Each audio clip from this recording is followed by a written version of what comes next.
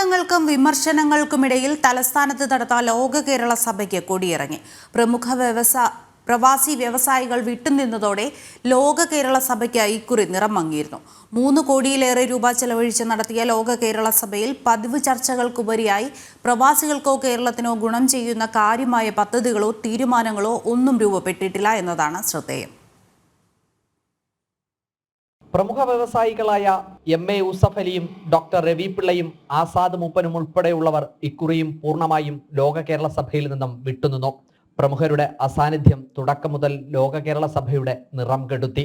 ഇതോടെ ലോക കേരള സഭയിൽ പങ്കെടുത്തവരുടെ പൂർണ്ണ വിവരങ്ങൾ സർക്കാർ ഇനിയും പുറത്തുവിട്ടതുമില്ല.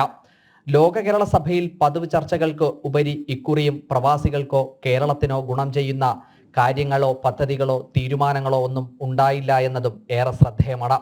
സർക്കാരിന്റെ കടുത്ത സാമ്പത്തിക പ്രതിസന്ധികൾക്കിടയിൽ 3 കോടിയിലേറെ രൂപ ചെലവഴിച്ച് നടന്ന ലോക കേരള സഭയിൽ പ്രതിനിധികൾ ഉന്നയിച്ച പല വിഷയങ്ങൾക്കും സംസ്ഥാന സർക്കാരിന് പരിഹാരം കണ്ടെത്താൻ കഴിയുന്നതുമല്ല. കേന്ദ്ര സർക്കാർ വിദേശ സർക്കാരുമായി ചേർന്ന് നടപ്പിലാക്കേണ്ട കാര്യങ്ങളാണ് ചർച്ചയിൽ ഉയർന്നത്.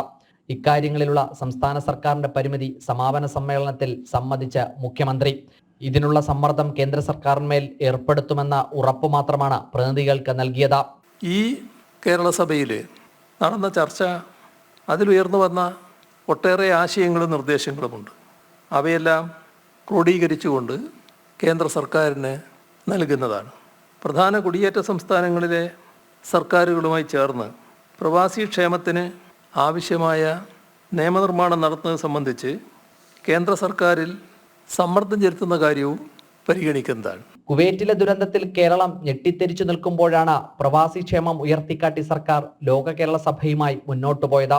ദുരന്ത പശ്ചാത്തലത്തിൽ ലോക കേരള സഭ മാറ്റിവെക്കണമെന്ന ആവശ്യം നിരാകരിച്ചുകൊണ്ടാണ് സർക്കാർ പരിപാടി സംഘടിപ്പിച്ചത്. സർക്കാർ ഏകപക്ഷീയമായി സംഘടിപ്പിച്ച പരിപാടിക്കെതിരെ BJP അടക്കമുള്ള പ്രതിപക്ഷ സംഘടനകൾ വിമർശനം ഉന്നയിച്ചിരുന്നു. ജനം, തിരുവനന്തപുരം.